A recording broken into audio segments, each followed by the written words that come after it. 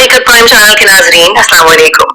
گزشتہ رات ایران کی جانب سے تل ابیب اور اسرائیل کے دیگر علاقوں پر انتہائی تباہ کن میزائل بارش کی گئی، جس میں خیبر شکن، قطر اور خرم شہر جیسے بیلسٹک اور ہائپر سونک میزائل استعمال ہوئے۔ 3 گھنٹے تک جاری رہنے والی اس بمباری میں 1 سے 2 ٹن وزنی وار ہیڈز گرائے گئے، جنہوں نے نہ صرف رہائشی عمارتوں بلکہ امریکی فوجی اڈوں اور کمیونیکیشن سینٹرز کو بھی نشانہ بنایا۔ اس صورتحال نے اسرائیلی عوام میں شدید خوف و ہراس پھیلا دیا ہے۔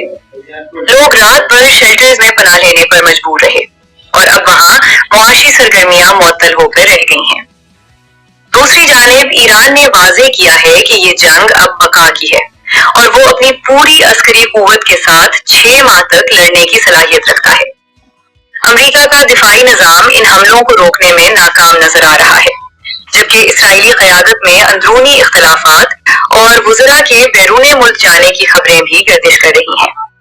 ڈونلڈ ٹرمپ کی جانب سے جنگ جلد ختم کرنے کے بیانات کے باوجود مارکیٹ میں غیر یقینی صورتحال برقرار ہے اور تیل کی قیمتوں میں اتار چڑھاؤ دیکھا جا رہا ہے۔